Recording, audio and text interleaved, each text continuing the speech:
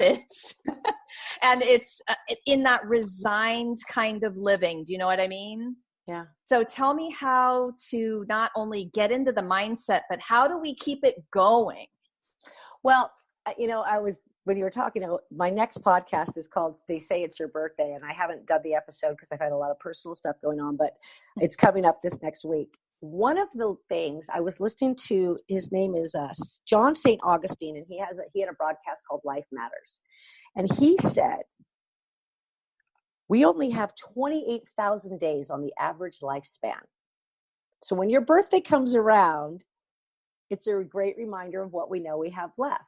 And when I heard that, I went in and did the math, and I thought, I have 7,500 days left. Oh my gosh. Right? So if I only have 7,500 days left to have a kick-ass life, wow, why the hell am I doing this?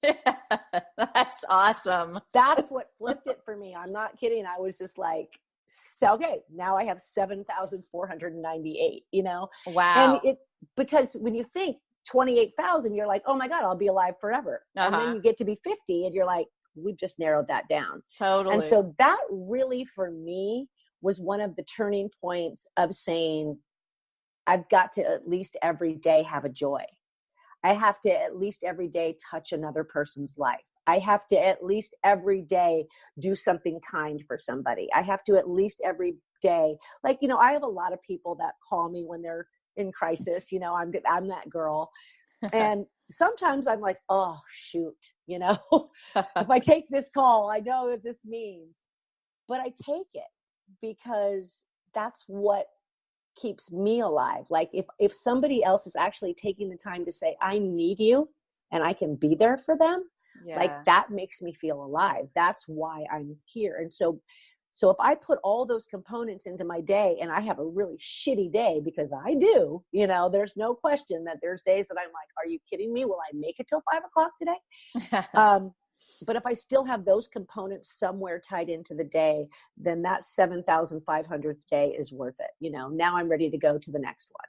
Yeah. And oh my gosh. That's so awesome to actually. We don't know what a day is going to bring. Yeah. We don't know what an hour is going to bring. Yes. That's the sad reality. So thinking in that mindset is really what sets you on a path to just joyful living, because there's no time for drama. There's no time for fussing and fighting. There's no time. I mean, you're going to have, but if you can have constructive time in that, then it's worth it, because then you're growing, and we got to grow, and we only grow through chaos and conflict. Like, let's face it, that's the truth. I always try to look at every chaotic conflict in my life as this sucks and I'm going to grow from it. Yeah, that's an awesome mindset to have. It's powerful and actually a bit magical when you get into this mindset that you're talking about. Yeah. You've told us a lot about how you ultimately connected with what made you feel alive. And I love that last bit, you take the call because it helps you feel alive. So, how do you help others do this? And what I really, we know you've written this amazing book about this, and I know that there are going to be some powerful tools. Tell me a little bit more about the book. Tell me about how it's helping other people do what you're talking about. Wow. So the book is basically, it's a teaching memoir book, and I did write it to heal.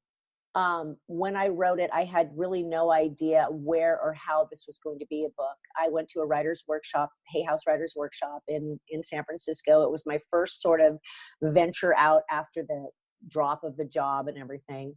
And I was trying to figure out what topic I would write about to be in their contest. And then it just hit me that I had been journaling for the last, year about my job. So then I decided at that point, I came home from that workshop and I thought to myself, what would it be like if I actually took 6 months, because I had the time. I mean, I wasn't going back to work anytime soon. And I just started living like this, And so I literally lived like this. And I took this book, and a couple of people in my life knew, but even the people I lived with didn't know some of the times that I was doing certain exercises. Like I had an exercise that was just say no for 24 hours. but I took it to saying no for a week, and then trying to identify every place that people were asking me to do things that I would say yes to normally that I didn't want to do. So I was able to unravel. So I basically took the 26 weeks. And then after that, I didn't win the Hay House contest, and I didn't care. I was like, okay, but I have a book. And so I've self-published it. And so what it has done for a lot of people, is they've made a major change. There's a few people who, like, one person quit their job. One person moved to Oregon from the city because they were commuting every single day, and they were so sick and tired of sitting in their car commuting that they literally put in for a transfer, got it, moved up to the country, and now are living in, working for the same company, but living in a country life where you can get on a country road and drive to work, and the windows are down and you're not toxic. And so I think that I also would hope, and I've heard a couple stories, of people who've mended their fences, talked to their brothers that they didn't talk to for 20 years, or decided that it was time to apologize to somebody. I know for me personally, I had to make some amends during, it was a chapter on friendship, and there was some friendships that had been broken that I had to make amends to. And it was like, we carry all these stuff in our life. And then I say, I just need to tell you I'm sorry. And they're like, oh my God, I haven't thought about that for 20, they weren't affected, but it affected you. So there was just a lot of steps that I took in the book. And then really just wanting to inspire people who were feeling sort of helpless out, and then also because of the abuse factor, which I don't touch a lot about on the book because I couldn't really, and there's reasons why, but I sort of passively say, quit tolerating this stuff in your life and you're going to be happier.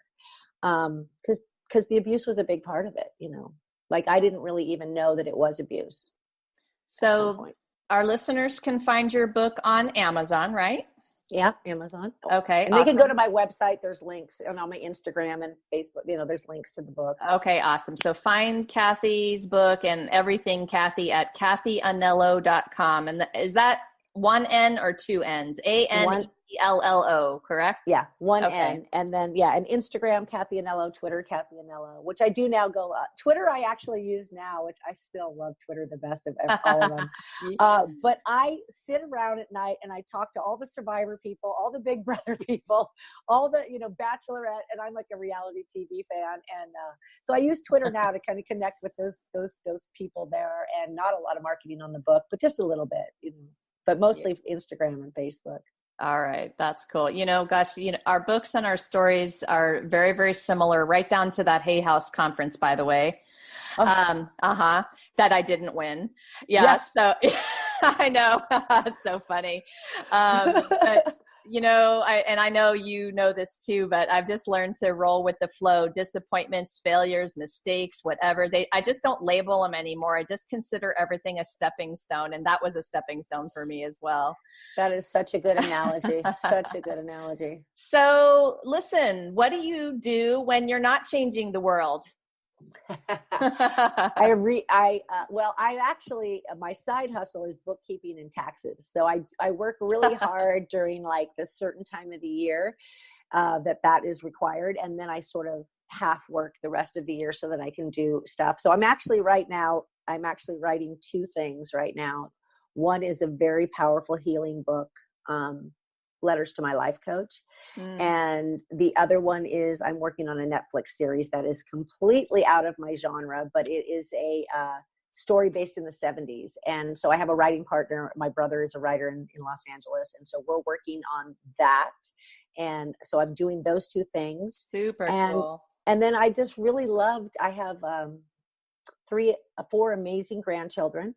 And I hang out with my 7-year-old grandson a lot, and he is my light of my life, and he keeps me happy when I'm going through some really hard times. And I've just gone through some big, huge life changes. So I'm like really right now on a healing journey, and I'm just re-healing myself through my writing, and kind of excited for what's going to come next. But at the same time, so just healing some heart wounds at the same time. So it's just kind of a time where I'm right now just going one step forward, one step forward, one step forward. Yeah, that's a good way to do it. And that's all I do every day. I work on my healing, and then I put that healing aside and I move forward.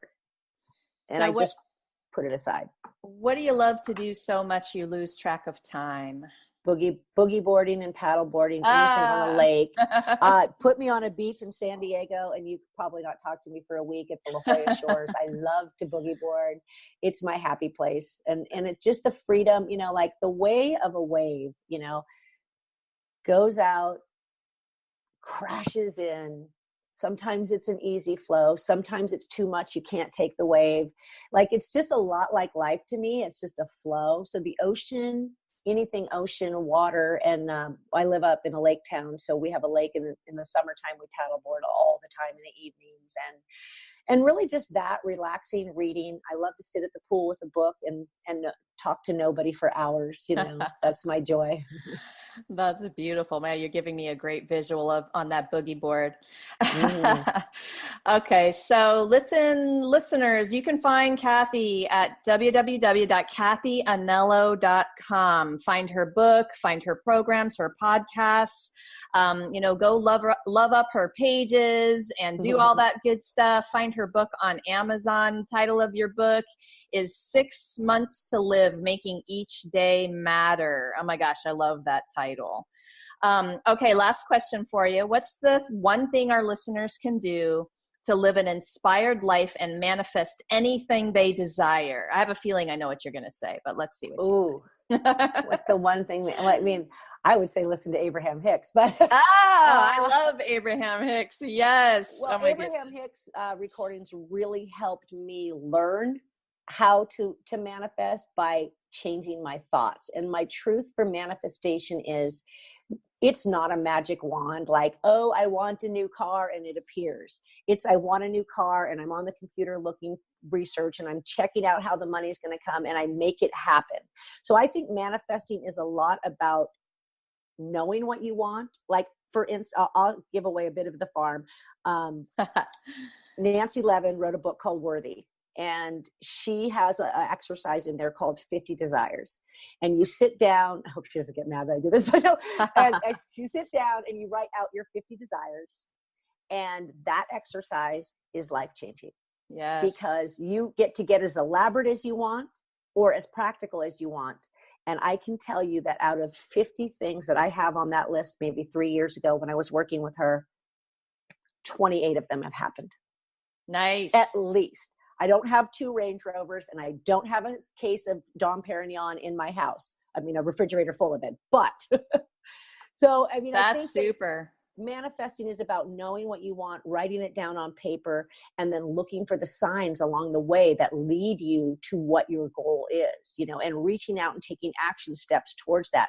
Like if somebody like Laura DeFranco reaches out to you, you say, yeah, I'm going to get on that podcast because my goal is to, reach more people. Or so you kind of have to know what you want and then take that action to make it happen and trust that you're going to get whatever you want because you can do this. I mean, I've manifested things that I was like, I don't know how I did it, but I did it, Yeah. And it's real. One of my favorite Abraham Hicks quotes is, look for things to appreciate. Yeah. It is really simple. Is the other big piece of this. And I'm glad you brought that up because I didn't, but every single day in the depths of the worst days of my life, I pick 3 things I'm grateful for. Mm-hmm. And it could be as simple as I have a sheet to pull over my body tonight, Yes. So it's like, I got up and took a shower today because I had hot water.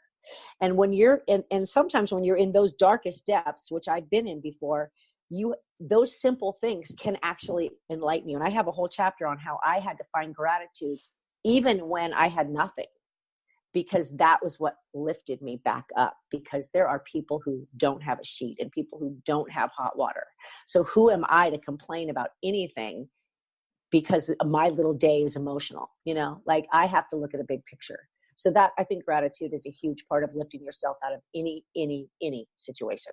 That is so important. Oh my goodness. Big, so simple and so important. Big idea there. Cathy, oh my goodness, you're one of the people that I sit here and I think, dude, we could have talked for 4 hours today. Totally. These are the conversations that I crave having, the ones that I know are changing the world as our listeners are listening to these ideas.